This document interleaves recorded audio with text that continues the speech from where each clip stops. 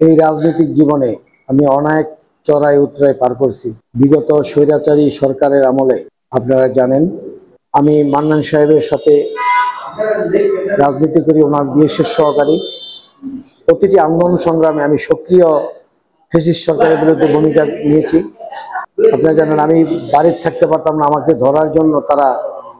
ধরার জন্য police হন্যয়ে, RAB, police, DB হন্যয়ে খুঁজছে। আমাকে নিয়ে প্রথম সারির পত্রিকা প্রথম আলো একটা ডকুমেন্টারি নিউজ করেছে যে চরের মধ্যে ডেরায় বাসা নিয়ে আমি থাকছি, সেই নিউজও করেছে। আমরা অনেক কষ্ট করছি এই দলের জন্য। ছাত্র আন্দোলনে 5ই আগস্টের বৈষম্য বিরোধী ছাত্র আন্দোলনে প্রত্যেকটি অনুষ্ঠানে আমি সক্রিয়ভাবে নেতাকর্মী মান্নান সাহেবের নির্দেশে মদনপুর, নারায়ণগঞ্জ, কাশপুর এবং সাইনবোর্ড আমরা সক্রিয় ভূমিকা পালন করছি, যা আমার ফেসবুকে পোস্টগুলো দেখলেই বোঝা যাবে। এবং মান্নান সাহেব ছাত্রছাত্রীদেরকে আমি মান্নান সাহেবের পক্ষ থেকে খাবার খাওয়াইছি, পানি দিছি। আমার বিষয়টা হলো বেশ কয়েকদিন যাবে আওয়ামী লীগ সরকার, স্বৈরাচার সরকার আমলে আমাদের এলাকার একটা কুখ্যাত ডাকাত গ্রুপ আছে এবং সেই ডাকাত গ্রুপের বিরুদ্ধে আমি গত 12ই জুন ডিবিসি নিউজ 5টা 15 মিনিট আমি লাইভ অনুষ্ঠানে আমাকে সাংবাদিক ভাই জিজ্ঞেস করছে যে এলাকায় মাদক ডাকাতের কি অবস্থা। তো আমি যা সত্য তা বলছি যে এই এলাকায় ডাকাত প্রবণ এলাকার 2,500 ডাকাতি করে সোনারগাঁ ঢুকে যায়, সোনারগাঁ ঢুকে 2,500 ঢুকে যায়। এখানে যে ডাকাতগুলো আছে তারা কি করছে, এই নিউজের পরে বেশ কয়েকজনকে হুমকি দিছে। আমার ডাইনে বামে যারা আছে, আমার সাথে ছিল বারুদ্দি ইউনিয়ন বিএম প্রয়াত সভাপতি আব্দুর রহমান মুন্সি চাচার ছেলে, সে যুবদলের সভাপতি ছিল বারুদ্দি ইউনিয়ন হালিম মেম্বার। আমাদের সাথে ছিল নোয়াগাঁ ইউনিয়ন বিএনপি সাধারণ সম্পাদক আবু বকর। এক একজনে এক একটা রাস্তাঘাটের কথা বলছে, কেউ শিক্ষা এবং স্বাস্থ্যের কথা। আমাকে বলছে যে মাদক এবং সন্ত্রাস ডাকাতের বিরুদ্ধে। তো আমি ডাকাতদের বিরুদ্ধে কথা বলাতে আজকে তারা বিভিন্নভাবে বেশ কয়েকদিন ধরে তারা অপপ্রচার এবং আমাকে মেরে ফেলার হুমকি দিবে। হ্যাঁ, গতকালকে 3 দিন আগেও হুমকি দিছে। গতকালকে আপনারা আমার এই যে রেকর্ডিং আছে, এখানে হুমকি দিছে তারা, এই যে হুমকিটা দিছে এখানে আছে।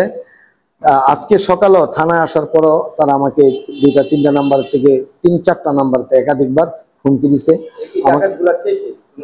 এই ডাকাতগুলো হইলো মান্দেরপাড়া গ্রাম এবং বাড়িপাড়া 2,500।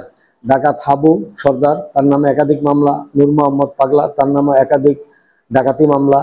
তারপরে ফেলাইন্না একাধিক ডাকাতি মামলার আসামি এবং হত্যা মামলার আসামি। ইয়ানুস একাধিক ডাকাতি মামলা এবং হত্যা মামলার আসামি। শাওন একাধিক ডাকাতি মামলার আসামি। মামুন এবং হাবু মেম্বরের ছেলে, বর্তমানে সে অত্যন্ত ছেলেটা দুর্দর্শ, তাকে তার বাবার স্থলাভিষিক্ত করার জন্য তৈরি করতেছে। তার নামটা হলো আশিক, তার বাবার নাম হাবু মেম্বর।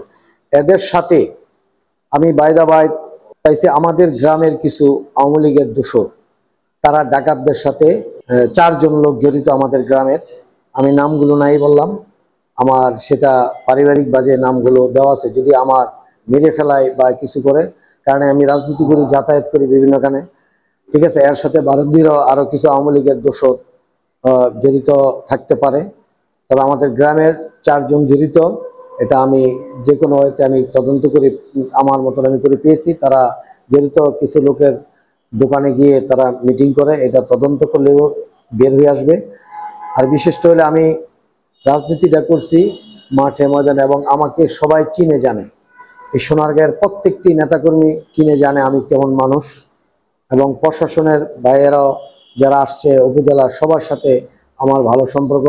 তা আমি ঊর্ধ্বতন কর্তৃপক্ষ ঢাকা, হ্যাঁ আমি আজকে যে আমি সাধারণ ডায়েরি করেছি, ঢাকাতে জিডি করেছি। হ্যাঁ, তারপরে আমার নিরাপত্তার জন্য এই সাধারণ ডায়েরি জিডি করেছি।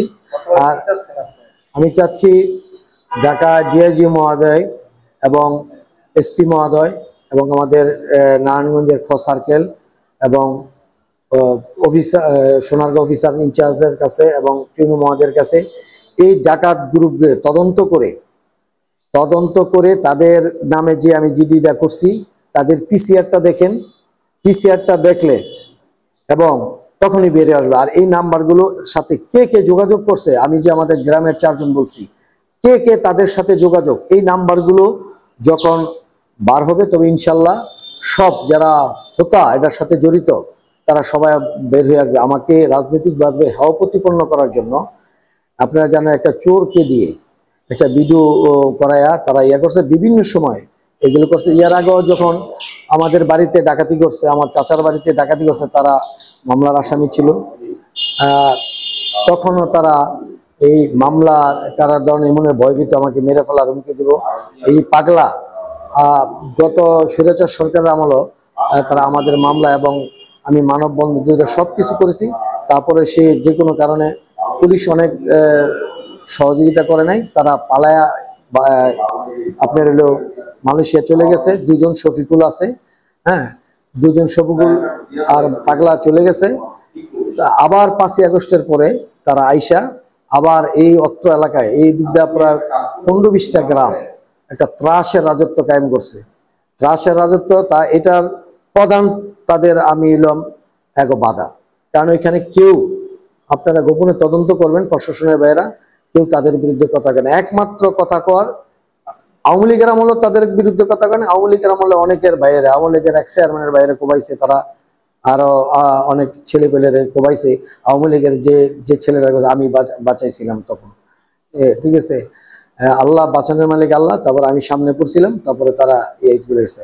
এমনের বাজে এমনের নাই, চাঁদাবাজিতে ধরা তারা মাদকের ডিলার, মাদক বেচে, এবং যারাই নি তাদের কথা না শুনলেও ধীরে ধীরে টর্চার করে, বিভিন্ন সময় বিভিন্ন অদ্ভুত ইয়ে করে। আজকে আমাকে গতকালকে 3 দিন আগে ফোন দিছে, আজকে ফোন দিছে, আমি থানায় ছিলাম, ওইখানে ফোন দিছে, এখানে আবার 2-3 জন এসআই এই তার ফোন কলটা শুনছে যে কি বলে, ঠিক আছে। আজকের ঘটনা।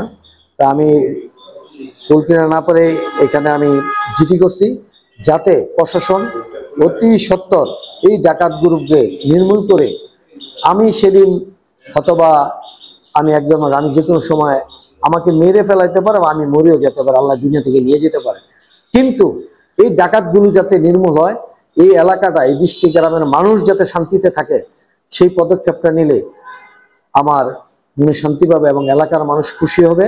আপনারা গোপনে তদন্ত করবেন। আমি আবারও বলছি, তারা অত্যন্ত ডাকাত গ্রুপ।